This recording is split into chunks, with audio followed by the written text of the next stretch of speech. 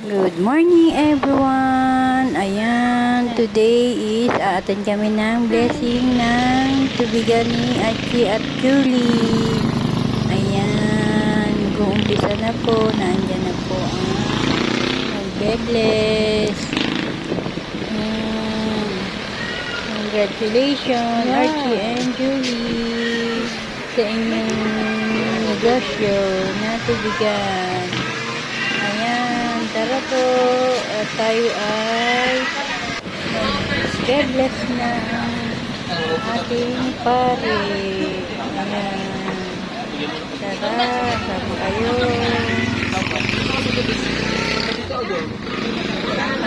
Kunyatang pita.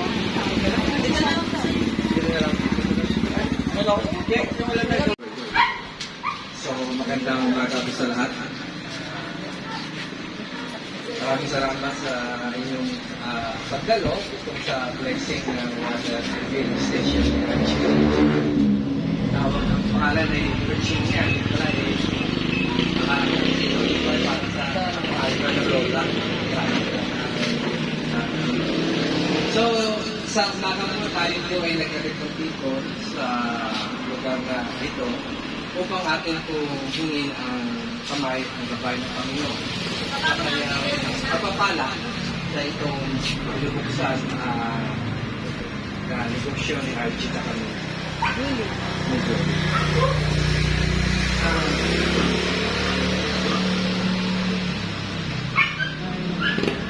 Akin naman po basahin doon po sa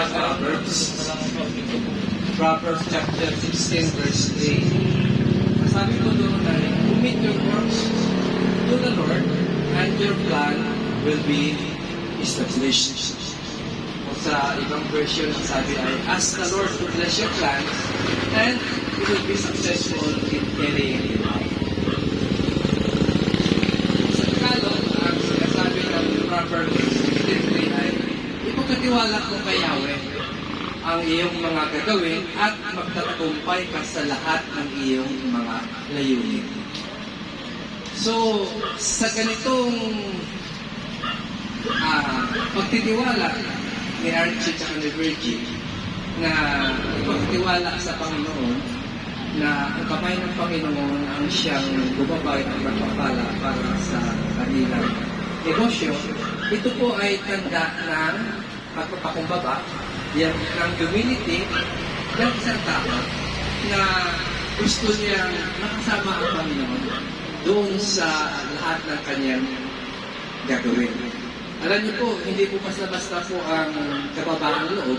Kasi po ang iba hindi kaya ko to. Magaling ako matagal ako ng negosyo. Marunong ako. Subalit, it takes humbleness doon sa isang tao na gusto niyang ilagay sa kamay ng Panginoon anuman ang kanyang mithiin sa kanyang higit na sa negosyo. Kaya, Virgie, maraming salamat sa inyong kababaang loob na pagtalaga ng negosyo ito para sa Panginoon. Pang-yumaman kayo. Ginagawa niya ito bilang pagtubog niya sa kanyang pangako sa kanyang mga ninuno.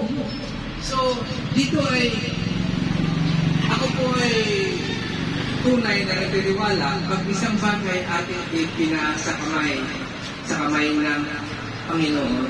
Ito po ay tunay na pagpapalaya ng Panginoon. Kaya ang tagubilin ng Panginoon ay, pag ikaw ay umaman na sa iyong negosyo o sa iyong mithiin, huwag mo kalimutan ng Panginoon na siya ang nagbigay sa iyo ng lakas, ng kaluluwan upang magtagumpay. Sapagkat sa totoo lang, marami ng mga tao ang humihingi ng panalangin. Pag ipinalangin at nagkaroon ng katuparan ng panalangin, nung una masaya, subalit madali nakalimutan na nagbigay ng papala para sa kanya. Nagbigay ng kalakasan para sa kanya ng buhay. Nagbibigay ng trabaho sa kanya upang makahanap ng trabaho. Kaya, paalaala ng Panginoon, Archie Virgie, huwag yung kalimutan ng Panginoon Pagkat ako ay naniniwala na tunay na pagpapala ng Panginoon ay bibigay sa inyo sapagkat sa isinasama niyo siya doon sa inyong routine para sa inyong buhay.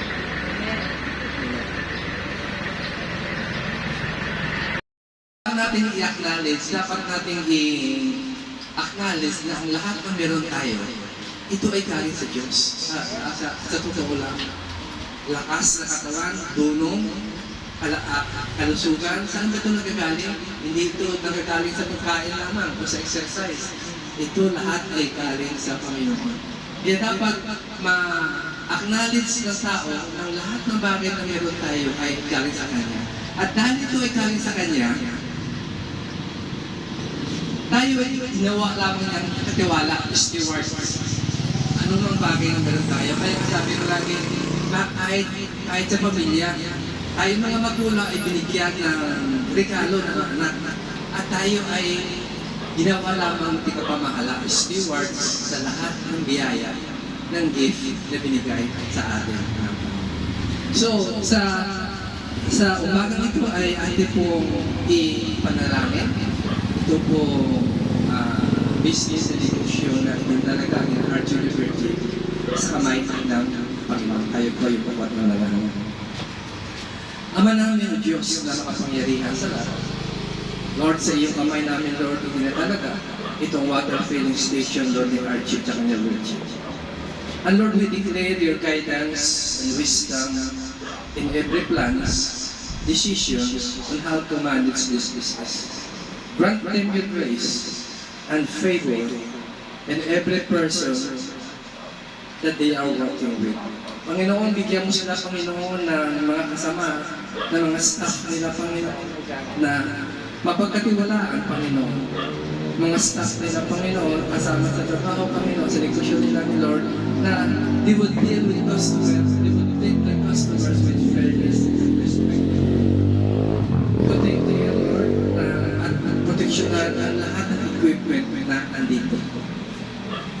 Lalo din, Panginoon, Lord, ikaw, Lord, ang mag-supply sa kanila ng mga customer, Panginoon.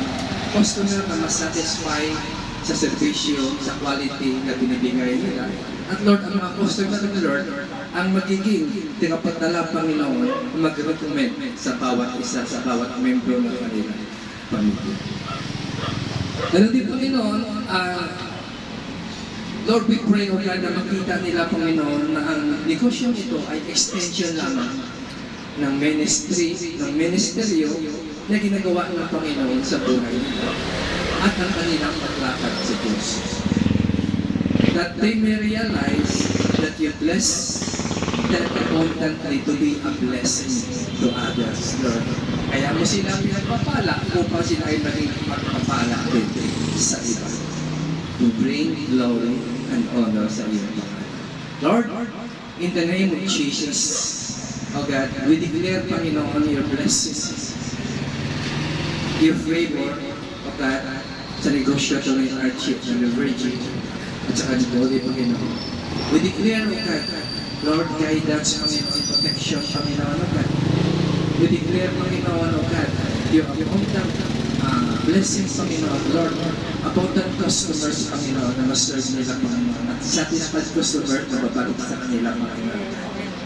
Lord, thank you, Panginoon, O God, for the faith, Panginoon, the humbleness, O God, of this people, O Lord, na italaga sa iyong kamay ang kanila negosyo.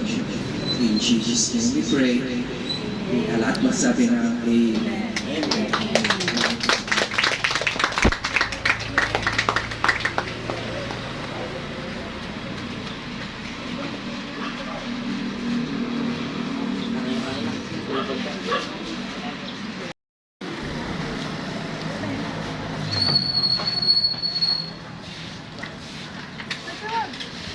Hindi. Uy, bilang ka na isang red lang. Oy, ay,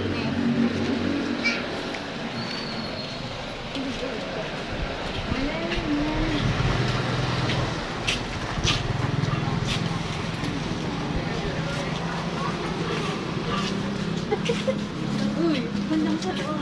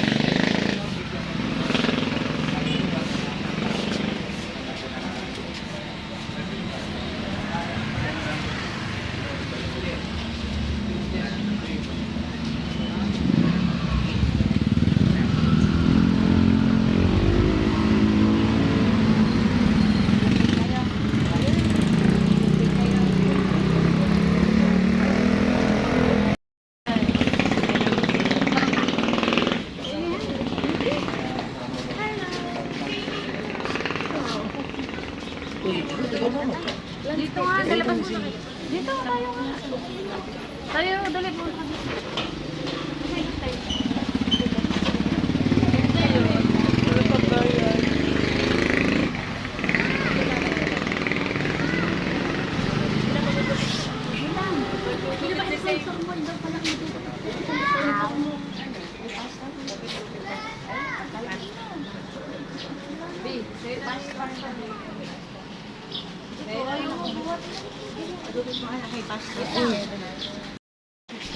Paano ba? Paano ba? Hindi, paano ba to? Dalawa kami? Ikaw muna. Tas ka, nakahawak dapat. Oo, nakahawak. Hawak ko. Hawak nga ako. Hawak ko. Ayun na ba ang magupit ng isa? Si Pastor na kabilang side.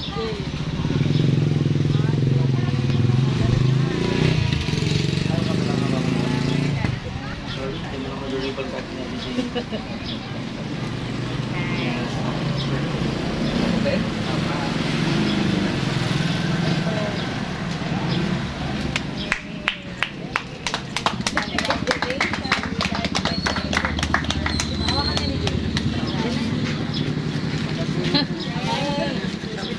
Paano ba to? Kamera ka?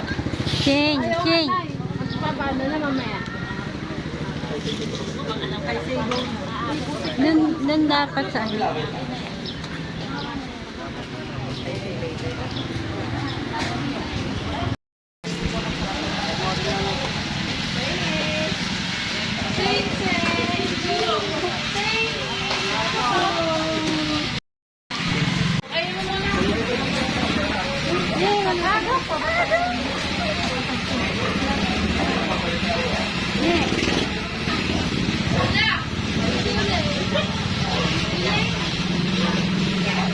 Kala ko yan paaga.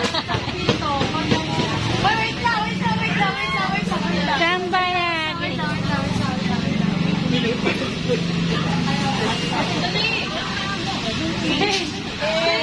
One, two, three.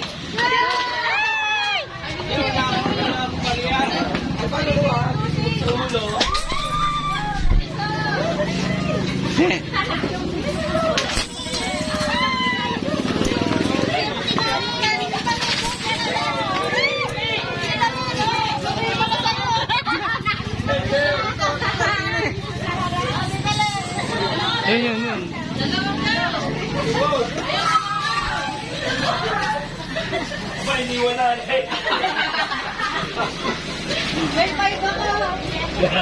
Kaya gaw! Ipantaya na sa STL!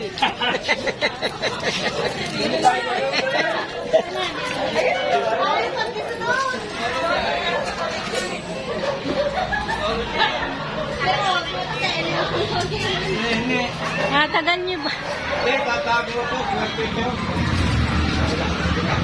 Hindi ba?